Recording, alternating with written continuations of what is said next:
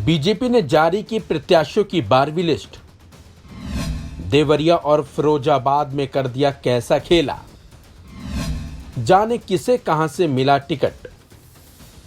लोकसभा चुनाव के लिए बीजेपी ने अपनी एक और लिस्ट जारी कर दी है।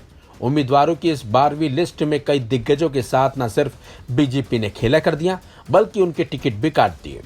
बात पहले उत्तर प्रदेश को लेकर करें तो बीजेपी ने लोकसभा चुनाव को लेकर उम्मीदवारों की 12वीं सूची जो जारी की है, इस लिस्ट में उत्तर प्रदेश की 2 सीटों पर भी प्रत्याशियों की घोषणा की गई है, लेकिन केसरगंज सीट पर अभी भी प्रत्याशियों के नाम का ऐलान नहीं हुआ है। सांसद ब्रजभूषण शरण सिंह पर अभी भी पेच फंसा हुआ है। यूपी की सिर्फ 2 सीटों पर उम्मीदवारों की घोषणा की गई है, जिसमें देवरिया से शशांक मणि त्रिपाठी और फिरोजाबाद सीट से ठाकुर विश्वदीप सिंह चुनावी मैदान में बीजेपी ने उतार दिए हैं। यूपी में मौजूदा सांसद ब्रजभूषण शरण सिंह की केसरगंज सीट पर अभी तक कोई निर्णय नहीं लिया गया है। दरअसल लंबे समय से देवरिया सीट पर बीजेपी के टिकट को लेकर चल रही अटकलों पर मंगलवार को विराम लग गया। बीजेपी ने देवरिया से वर्तमान सांसद रमापति त्रिपाठी का टिकट ही काट दिया। उनकी जगह पूर्व सांसद और retired lieutenant general Shri Prakash Mani Tripathi के बेटे शशांक मणि त्रिपाठी को प्रत्याशी बनाया गया है। शशांक मणि सामाजिक कार्यकर्ता हैं और 10 साल से बीजेपी की राजनीति से जुड़े भी हुए हैं। जबकि फिरोजाबाद लोकसभा सीट से मौजूदा सांसद चंद्रसेन जादौन का भी पत्ता काट दिया गया है। जादौन की जगह क्षेत्रीय चेहरे ठाकुर विश्वदीप सिंह पर बीजेपी ने इस बार दांव लगाया है। यूपी की जिन 75 सीटों पर बीजेपी चुनाव लड़ रही है, उनमें से सिर्फ रायबरेली और केसरगंज सीट पर ही प्रत्याशियों का ऐलान नहीं हुआ है।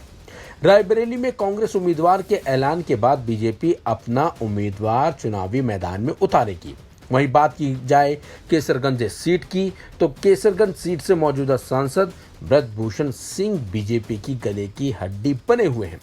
बीजेपी ने वहीं कोलकाता की चर्चित डायमंड हार्बर सीट के लिए भी उम्मीदवार तय कर दिया है। इस सीट से बीजेपी ने अभिजीत दास को मैदान में उतारा है। दरअसल इस सीट से टीएमसी नेता और ममता बनर्जी के भतीजे अभिषेक बनर्जी चुनाव लड़ रहे हैं। केंद्रीय मंत्री सोम प्रकाश की पत्नी अनीता सोम प्रकाश को होशियारपुर से टिकट मिला है। लेकिन हम बात करें केसरगंज सीट की, तो जिस तरह से बीजेपी ने केसरगंज सीट से उम्मीदवार के नाम का ऐलान नहीं किया है, उससे ऐसा लग रहा है कि बीजेपी लोकसभा चुनाव में कोई रिस्क लेना नहीं चाहती।